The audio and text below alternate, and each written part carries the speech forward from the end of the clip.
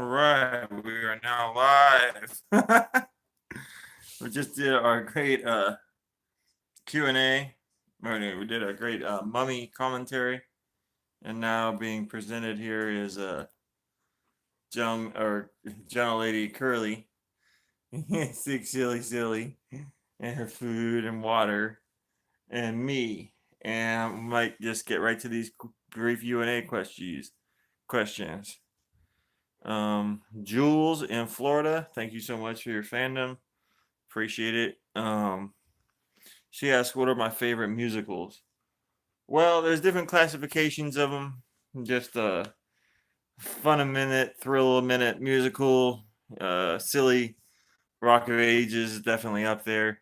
I actually really enjoyed Les Miserables. I think people really didn't get what the Russell Crowe character was all about, and that the way that he performs the song and everything, I actually like.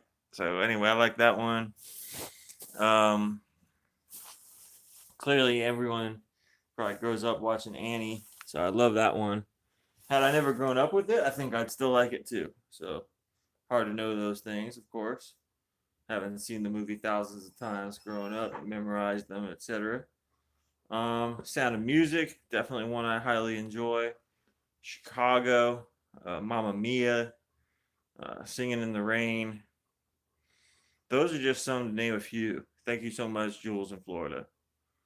Um, Name you don't hear all that much. This guy is Stan, writes to me in Austin, Texas, and he's a filmmaker himself. So good luck to you in your ventures. And he said, if you could pick, this is similar to a question I proposed a couple weeks ago. If I could pick any two movies and switch the lead actors or actresses with them, what would I switch them to and whatever? Well, that would be interesting. I would switch Benji and I'd switch Beethoven. No, Benji and Beethoven. Benji and Beethoven. I can't. Well, that's a question that I'm gonna have to do a whole video on. But my brief, since this is gonna be a brief Q&A, I'll address that here in the next minutes. So thank you so much, Stan and Austin. I've mentioned some in the past, but I won't mention those again. If I could substitute in man, that's a doozy of a question. I give you some kind of award for that. And thank you again for helping me reach the milestone of 9 subscribers. I really do appreciate it for everyone out there. Man, I could substitute out one role. That's a really good question. Oh yeah, here's one. Ben Affleck. Take Ben Affleck out of Changing Lanes. First repolish that screenplay, but take Ben Affleck out of Changing Lanes and substitute in Edward Norton. I know Edward Norton would probably think he's too above for that at that time period and all that, but get Edward Norton and Samuel L. Jackson paired in Changing Lanes. I think the movie is automatically improved.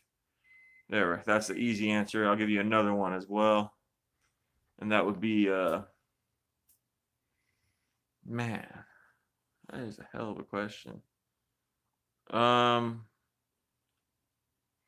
One slight one, I would say substitute out Michael Douglas in A Perfect Murder. I think he's really good in it, but I think kind of substitute someone else out. It would be really interesting. See how that would result. It's not that he did bad in it. I just think that would be interesting to see how that would result. The final one would be because they're so boring, they turn into nothing as a franchise as it goes. Inferno with Tom Hanks. Substitute Tom Hanks out and put in Nicolas Cage. You basically just make them into even more esoteric National Treasure movies at that point. So the Da Vinci Code franchise, substitute out Tom Hanks and put in Nicolas Cage. Thank you so much for that question. I'll try to maybe readdress it in future episodes as well. I think it's a really high class question. Thanks. This next one is from Eric. and he's in Montreal. He says, "Is there a reason why I haven't reviewed the famous horror movie Texas Chainsaw Massacre yet?" Yeah, I mean, I have it.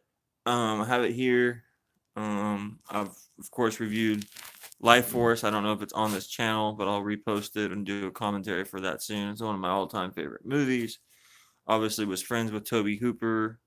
So I haven't really had much to say about Texas Chainsaw Massacre yet. I'm gonna go and re-explore Texas Chainsaw Massacre 1, 2, 3, and then the McConaughey one, etc. Then I'd have a little bit more to put on the channel regarding it. But I didn't just want to dive in and do one off and then not do much else. Because I've actually only reviewed Life Force just because I clearly think that that's in a class of its own and all that. So I'm gonna put more attention on construction people outside are a little loud. Sorry. Um, I'm gonna put more attention on the Texas Chainsaw Massacre franchise, and then also the Child's Play franchise and everything like that as the weeks go on ahead. So thanks go so much. I don't have anything against the movie at all. I just haven't posted anything on there, and I appreciate your question out there, Eric in Montreal, and also Stan in Austin. You did a really good question about who's going to switch up which and which, and also Jules down in Florida. Really good question about the musical. So Stan in Austin, go ahead and post in the comments what your answers should be. Like if you could substitute out an actor for an actor, like maybe if you want to maybe put in like Gene Hackman instead of Jack Nicholson for The Shining. Maybe that's what Stephen King would have wanted, something to placate that guy. So it's a 1-for-1 trade, I guess we should be doing. Trade out this person for that person. So it's an interesting question, and I'll try to answer it even more as the weeks and months and years go on ahead. So thanks so much, Stan in Austin. I really enjoyed addressing these brief Q&A questions. Go ahead, like, subscribe to the channel. I really do appreciate it. I'm trying to reach different subscriber milestones, and appreciate all the growth and the interactivity this channel has had.